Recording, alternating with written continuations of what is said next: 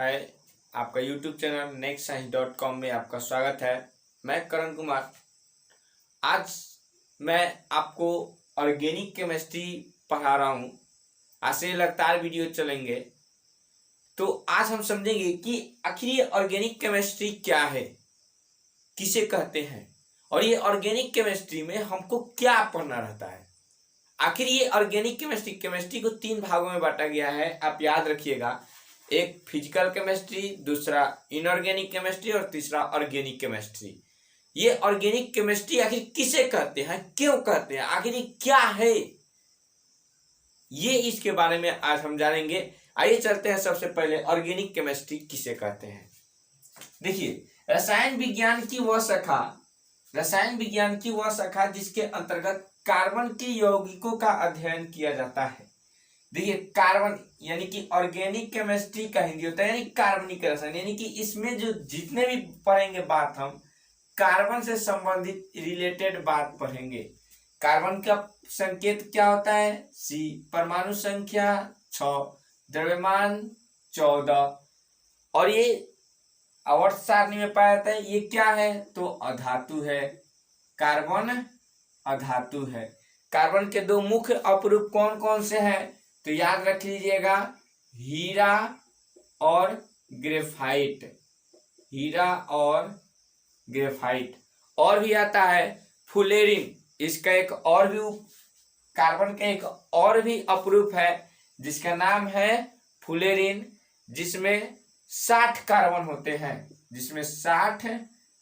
होते हैं, और उसका आकार फुटबॉल के आकार का होता है। तो आइए चलते हैं कार्बनिक रसायन यानी कि रसायन विज्ञान की वह शाखा जिसके अंतर्गत कार्बन के यौगिकों का अध्ययन किया जाता है, कार्बनिक रसायन कहलाता है। यानी कि कार्बनिक रसायन का मतलब ही समझ में आ जाता है हमारा कि हाँ, इसमें कार्बन रसायन की यानी कार्बन के बारे में ही पढ़ना है। कार्बन से कितने यौगिक बनते हैं, कौन कौन यौगिक बनते हैं, किस तरह के यौगिक बनते हैं, यही हमको पढ़ना रहता है कार्बनिक रसायन के अंतर्गत। पूरे पीटी का मतलब आवर्त सारणी, पीरियोडिक टेबल। पीटी का पूरा नाम पीरियोडिक टेबल। तो पूरे आवर्त सारणी में कार्बन के यौगिकों की संख्या सबसे ज्यादा होती है। देखिए, हम लोग के वर्तमान में आवर्त सारणी, जो आधुनिक आवर्त सारणी जो है, आधुनिक आवर्त सारणी वो मोसले ने 1913 में दिया था। 1913 में दिया था मोसले ने। तो आधुनिक आवर्त सारणी में जो कार्बन जो है वो एक धातु है और पी ब्लॉक में रखा गया है। ये इनऑर्गेनिक की क्वेश्चन है, सब इनऑर्गेनिक क्लास भी बहुत जल्द लेकर आऊंगा आप सबों के बीच। तो ये जो कार्बन है इसकी यौगिकों की संख्या बहुत ज्यादा होती है, यानी कि पूरे आवर्त सारणी में जिसमें टोटल 118 तत्व हैं, उनमें कार्बन के यौगिकों की संख्या सबसे अधिक होने के कारण इसके यौगिकों का अध्ययन करना होता है, और इसलिए इसके यौगिकों का अध्ययन करने के लिए केमिस्ट्री का एक अलग शाखा बनाया गया। यानी कार्बन के अत्यधिक यौगिक होने के कारण इसका एक अलग शाखा यानी ब्रांच बनाया गया, और उसी ब्रांच को हम ऑर्गेनिक केमिस्ट्री कहते हैं।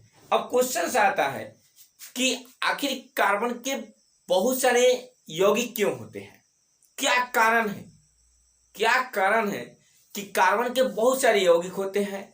इसके 3 कारण हैं। याद रखिएगा कि कार्बन के यौगिकों की संख्या ज्यादा होने के 3 कारण हैं। कौन कौन से कारण हैं, आइए चलते हैं। कार्बनों के यौगिकों की संख्या ज्यादा होने के 3 कारण कौन कौन से हैं?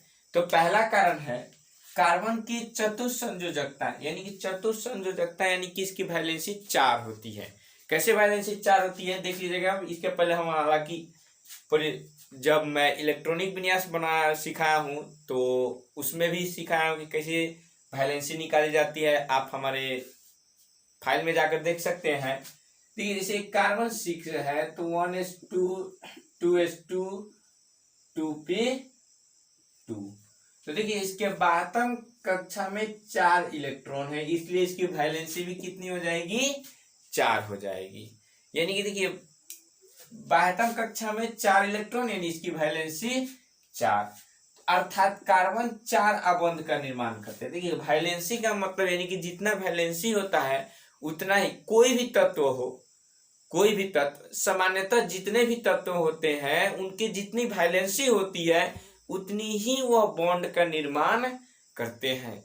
अर्थात हम वैलेंसी को बॉन्ड भी कह सकते हैं। जैसे कि आइए, जैसे कार्बन 4 बॉन्ड कैसे बनाता है, देखिए 1 2 3 4, ये कार्बन क्या हुआ, 4 बॉन्ड बना लिया। दूसरा है बहुअबंध का निर्माण, यानी बहुअबंध का निर्माण यानी कि बहुत सारे बॉन्ड बनाता है, यानी कि सिंगल बॉन्ड भी, यानी कार्बन जो है सिंगल बॉन्ड भी बनाएगा, यानी एकल बॉन्ड जिसको कहते हैं। डबल बॉन्ड यानी द्विअबंध का भी निर्माण करता है। ट्रिपल बॉन्ड यानी त्रिअबंध का भी निर्माण करता है। कैसे, जैसे कि देखिए ये कार्बन हो गए तो ये कार्बन क्या हो गए, सिंगल बॉन्ड हो गए। ये कार्बन डबल बॉन्ड भी बना लिए, ये कार्बन डबल बॉन्ड भी बना लिए। दूसरा तीसरा कार्बन कार्बन के बीच ट्रिपल बॉन्ड भी बन जाते हैं। तो इसके कारण ये बहुअबंध का निर्माण, इसको बहुअबंध भी कहते हैं, ये बहुअबंध का निर्माण करते हैं। तीसरा गुण आता है श्रृंखलन गुण।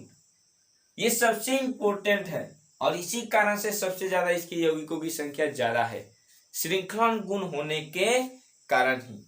यानी कार्बन परमाणुओं के आपस में जुड़ने के गुण को श्रृंखलन गुण कहते हैं। जैसे देखिए ये 2 कार्बन हुए और 2 कार्बन आपस में जुड़े, तो जब 2 कार्बन आपस में जुड़े तो इसको श्रृंखलन गुण कहेंगे। जब 2 कार्बन आपस में जुड़ रहे हैं, या सिंगल बॉन्ड से जुड़े या डबल बॉन्ड से जुड़े या ट्रिपल बॉन्ड से जुड़े, लेकिन जुड़ रहे हैं ना, तो इसी गुण को श्रृंखलन गुण कहते हैं।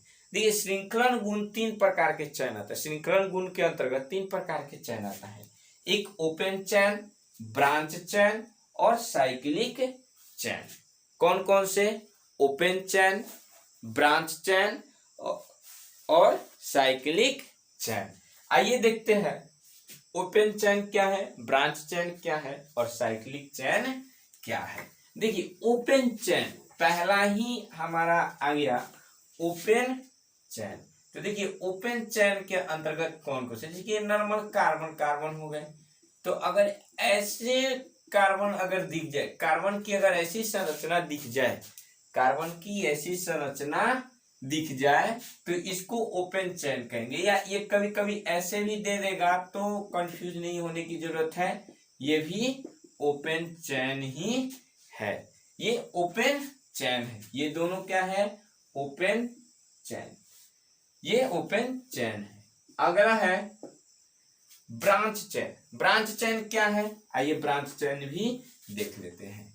दूसरा ब्रांच चैन, जैसे कि ये कार्बन हो गए, ये कार्बन, और अब कार्बन से कार्बन निकल जाए, अब कार्बन से कार्बन निकल जाए तो इसको हम कहेंगे ब्रांच चैन, इसको कहेंगे ब्रांच चैन। देखिए यानी कि इसकी शाखाएं निकली हुई है, इसकी शाखाएं निकली हुई है तो इसको कहेंगे ब्रांच चैन। अगला आता है साइक्लिक चैन। साइक्लिक चैन यानी कि क्या है, तो देख लीजिए साइक्लिक चैन भी, साइक्लिक चैन यानी कि ये त्रिभुज, ये सब साइक्लिक चैन है, ये सब साइक्लिक चैन है। ये जो दिख रहे हैं ना, ये सब साइक्लिक चैन है। यानी कि इस यहाँ पे कार्बन नहीं, यहाँ पे कार्बन रहते हैं, इसके जो ज्वाइनिंग पे है वहां पे कार्बन रहते हैं, तो ये ब्रांच चैन हो गया और ये साइक्लिक चैन हो गया। अब इसके बाद आते हैं, इसके बाद आता है हाइड्रोकार्बन। तो आइए देखते हैं हाइड्रोकार्बन। तो आइए हम चलते हैं हाइड्रोकार्बन किसे कहते हैं। देखिए हाइड्रोकार्बन एक यौगिक जो सामान्यतः कार्बन तथा हाइड्रोजन से बना हो, यानी कि वैसा यौगिक जो कार्बन और हाइड्रोजन से मिलकर बना हो। जैसे एग्जांपल में हम देख लेते हैं C2H2, ये पहला एग्जांपल हो गया। ये क्या है, हाइड्रोकार्बन। अब इसका क्या नाम है, कॉमन नाम क्या है, IUPAC नाम क्या है, या C2H6, ये भी हाइड्रोकार्बन है। तो ये जो हाइड्रोकार्बन है तो इसका क्या नाम है, इसका क्या नाम होगा, नाम होगा। तो ये दो तरह के नाम होते हैं, आगे हम तुरंत बता रहे हैं। देखिए हाइड्रोकार्बन को 3 भागों में बांटा गया है। हाइड्रोकार्बन को 3 भागों में बांटा गया है। कौन कौन? तो पहला एल्केन, दूसरा एल्कीन और तीसरा एल्काइन। एल्केन, एल्कीन और एल्काइन। देखिए एल्केन का सूत्र होता है CnH2n+2। एल्कीन का सूत्र होता है CnH2n और एल्काइन का सूत्र होता है CnH2n-2। अब यहाँ पर पूछेंगे n क्या है? तो नंबर ऑफ कार्बन यानी कार्बनों की संख्या, कार्बनों की संख्या। अब यहां से आता है नोमेनक्लेचर, नामकरण, यानी कि आखिर नामकरण किसे कहते हैं, आखिर क्या है जो इसका नामकरण करना पड़ता है। देखिए हम बताते हैं, इसके दो नाम होते हैं, सभी के दो नाम होते हैं। एक कॉमन नाम होता है और दूसरा IUPAC नाम। तो देखते हैं नामकरण यानी नोमेनक्लेचर यानी कार्बनिक यौगिकों के खास नाम रखने की प्रक्रिया को। अब मान लीजिए कि हम ये यौगिक बनाए, जब ये यौगिक बनाए तो इसका कोई ना कोई खास नाम होगा और वो खास नाम रखने का भी कोई रूल होगा। तो कौन सा रूल है? इसी रूल को नोमेनक्लेचर बोलते हैं। इसी रूल को नोमेनक्लेचर बोलते हैं। नोमेनक्लेचर दो तरह से, नामकरण, देखिए नामकरण दो तरह से करते हैं, मैं अभी बताया था। पहला IUPAC सिस्टम, दूसरा कॉमन सिस्टम। यानी कि IUPAC सिस्टम यानी कि यह नियमों के आधार पर होता है। यानी कि IUPAC नाम जो भी लिखेंगे, यानी या तो एल्केन के लिखें या एल्कीन के लिखें या एल्काइन के लिखें या ओपन चेन के लिखें या ब्रांच चेन के लिखें या साइक्लिक चेन का लिखे, यानी कि किसी का भी नाम लिखे, तो जब भी अगर हम IUPAC नाम लिख रहे हैं यानी उसका कोई ना कोई रूल होता है, यानी कोई रूल होगा। लेकिन वही अगर कॉमन नेम की बात किया जाए यानी कॉमन सिस्टम की बात किया जाए तो कॉमन सिस्टम का कोई भी कॉमन नाम यानी कि कॉमन रूल नहीं होता, यानी कि उसका कोई रूल नियम ही नहीं है, उसका कोई रूल ही नहीं है। यानी कि कॉमन नाम जो है यानी कॉमन नेम जो है वो वैज्ञानिकों के सोच पे निर्भर करता है कि वैज्ञानिक कौन से वैज्ञानिक क्या सोचे हैं। लेकिन ये IUPAC नाम नियमों के आधार पर लिखे जाएंगे। IUPAC का पूरा नाम क्या होता है? देखिए IUPAC का पूरा नाम है international union of pure applied chemistry. IUPAC का पूरा नाम है international union of pure applied chemistry. हम सबसे पहले पढ़ेंगे एल्केन। एल्केन क्या है, आइए देखते हैं एल्केन क्या है। देखिए हम लोग एल्केन जानने से पहले यानी कि हम लोग का पहला टॉपिक है एल्केन। पहला टॉपिक एल्केन या एल्कीन, इसी को एक ही बात है। तो एल्कीन क्या है? देखिए सबसे पहले मैं बता दूं कि जो हाइड्रोकार्बन था हम लोगों का, हाइड्रोकार्बन को कितने भागों में बांटा गया था? हाइड्रोकार्बन को 3 भागों में बांटा गया था। मैंने बताया अभी, ये पहला एल्कीन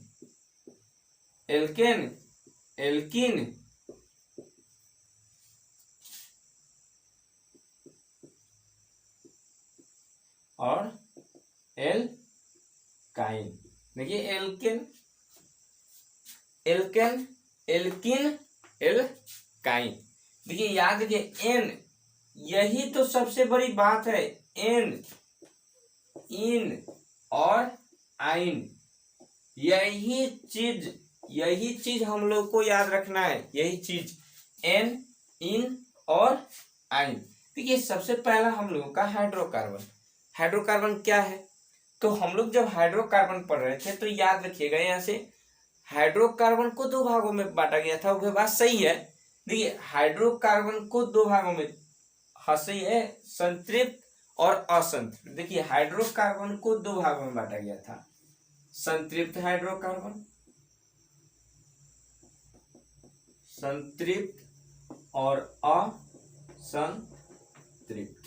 देखिए एल्केन जो है संतृप्त हाइड्रोकार्बन के अंतर्गत आता है और एल्किन और एल्काइन जो है असंतृप्त हाइड्रोकार्बन के अंतर्गत आता है। तो यहाँ पे अगर हाइड्रोकार्बन को दो भाग भी कहें या तीन भाग में कोई दिक्कतें उत्पन्न नहीं होंगी।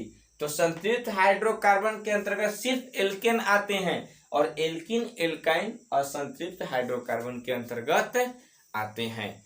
तो सबसे पहले हम पढ़ेंगे एल्केन, यानी एल्केन क्या है।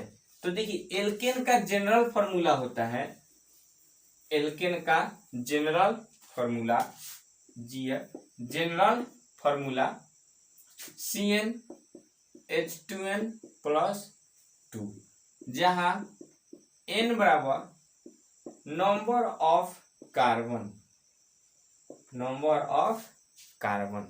यानी कि अब यहाँ पे कार्बनों की संख्या हम ये यहाँ से ये होमवर्क में याद कर लीजिएगा, सबसे इम्पोर्टेंट है, या मैं अंत में लिखवा दूंगा, अंत में ही लिखवा दूंगा। ये जो बहुत जरूरी है कि कार्बन 1 को क्या कहते हैं, कार्बन 2 को क्या कहते हैं, 100 तक लिखवा दूंगा, कोई दिक्कत नहीं है, 100 तक लिखवा दूंगा। तो यहाँ तो जनरल फॉर्मूला क्या होगा, एल्केन यानी CnH2n+2। क्वेश्चन पूछता भी है एल्केन का जनरल फॉर्मूला क्या होता है, तो याद रखिएगा CnH2n+2 होता है, CnH2n+2। अब आता है संतृप्त। देखिए इसमें एल्केन में इसमें कार्बन कार्बन के बीच हमेशा सिंगल बॉन्ड होता है, सिंगल बॉन्ड होता है। कार्बन कार्बन के बीच जो होता है इसमें हमेशा सिंगल बॉन्ड ही होता है। देखिए एल्किन, यहां से एक बात आया, एल्किन, देखिए इसको हम ऐसे भी लिख सकते हैं, एल्क प्लस इन। आप हिंदी ग्रामर में पढ़े होंगे, आप हिंदी ग्रामर में कि उपसर्ग एवं प्रत्यय, हिंदी ग्रामर में पढ़े होंगे आप उपसर्ग और प्रत्यय। तो देखिए प्रत्यय क्या है, जो उपसर्ग जो किसी शब्द के पहले लगता है और प्रत्यय किसी अंत में। जैसे कि सम से हम बना देते हैं संसार, तो देखिए ये सम यानी यह उपसर्ग है ना, उपसर्ग यानी उपसर्ग क्या है, तो किसी वाक्य यानी शब्द के पहले लगता है और प्रत्यय किसी शब्द के अंत में। सेम यहाँ पे ये दो चीजें हैं, ये दो चीजें, ये उपसर्ग है, ये उपसर्ग और ये प्रत्यय है, ये उपसर्ग है और ये प्रत्यय। उपसर्ग यानी एल्क हमेशा बदलते रहेगा, ये हमेशा बदलते रहेगा, लेकिन ये प्रत्यय कभी भी नहीं बदलेगा। यहाँ पे ए होगा एल्केन, ए लिख दीजिएगा, हाँ, एल्क प्लस एनी एल्केन।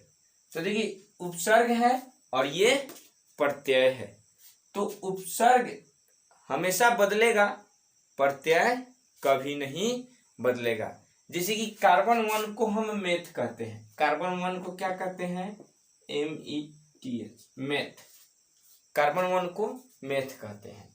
तो जैसे कि हम 1, यहाँ n का मान क्या है, 1 है ना, तो 1 जब रखेंगे तो हो जाएगा C1H2+2 यानी कि CH4।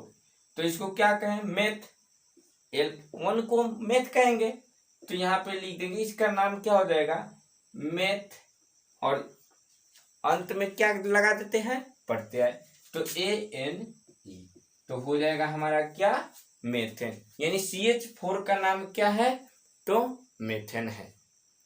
ऐसे ही बहुत सारे यौगिकें बनाएंगे हम और देखेंगे कैसे बनता है। आइए चलते हैं। जैसे कि बहुत सारे ऐसे यौगिक बनाएंगे, देखते रहिए। तो कार्बन 1 को मैथ, कार्बन 2 को एथ, कार्बन 3 को प्रोप, कार्बन 4 को ब्यूट, कार्बन 5 को पेंट, कार्बन 6 को हेक्स, कार्बन 7 को हेप्ट, कार्बन 8 को ऑक्ट, कार्बन 9 को नॉन, कार्बन 10 को डेक, कार्बन 11 को अनडेक, 12 को डूडेक, 13 को ट्राइडेक, ऐसे ही 14 को टेट्राडेक, 15 को पेंटाडेक, 16 को हेक्साडेक हेक्सडेक, 17 को हेप्टडेक, 18 को ऑक्टडेक, 19 को नॉनडेक, 20 को इकोस, 30 को कॉन्ट, 40 को टेट्राकॉन्ट, 50 को पेंटाकॉन्ट, 100 को हेक्ट कहते हैं। यानी कि इस तरह से आप बहुत सारे बना सकते हैं। जैसे कि यहाँ से अगर मान लीजिए कि पूछ दे आपको कि चलिए हमको 25 का बताइए, हमको 25 का पूछ दिया जाए, कोई भी 100 तक आप बना सकते हैं। मैं यहाँ सिखाया हूँ 100 तक, आप 100 तक एल्केन का नाम लिख सकते हैं। जैसे कि हमको कोई दे दे कि कार्बन 25 का नाम बताइए, कार्बन 25 का नाम बताइए। देखिए कार्बन 25 यानी कि अंतिम शब्द क्या आया, 5 को क्या कहते हैं, पेंट कहते हैं, तो पेंट लिख दीजिए। और ये 20 के अंतर्गत आता है ना, तो 20 को क्या कहते हैं, इकोस, तो इकोस लगा दीजिए, पेंट इकोस, हो गया 25 का नाम। तो ऐसे ही आप बहुत सारे यानी 100 तक लिख सकते हैं। अब आइए अब देखते हैं एक एक करके आगे नाम लिखना सीखते हैं एल्केन से संबंधित। तो जैसे कि मैंने जनरल एल्केन का जनरल फार्मूला बताया था, CnH2n+2। तो नंबर ऑफ जब 1 रखे थे तो आया था CH4, जिसको मेथेन कहते हैं, देखिए एल्केन में ये बात हमेशा याद रखिएगा, एल्केन में कॉमन नेम और IUPAC नेम दोनों समान होते हैं, एल्केन में कॉमन नेम और IUPAC नेम दोनों समान होते हैं। तो इसका अगर पूछ दे कि CH4 का कॉमन नेम क्या है, तो मेथेन, IUPAC नेम क्या है, तो भी मेथेन ही होगा। दूसरा n=2 रख देंगे। तो देखिए कैसे लिखेंगे, अब फॉर्मूला कैसे लिखेंगे जब n=2 आ जाए तो C2 और 2 दूना 4 और 2 6, तो C2H6। दूसरा कार्बन 2 को एथ कहते हैं, मैंने अभी बताया था कार्बन 2 को एथ कहते हैं, तो कुछ नहीं लिखना है, एथ लगा दीजिए और अंत में ANE जोड़ दीजिए, तो हो जाएगा एथेन। यानी कि C2H6 का common name ethane, IUPAC name भी एथेन ही होगा। तो अगर हमारा ये वीडियो आपको पसंद है तो मेरे चैनल को सब्सक्राइब करके बेल आइकन को दबाकर लाइक करें, कमेंट करें और शेयर करना ना भूलें।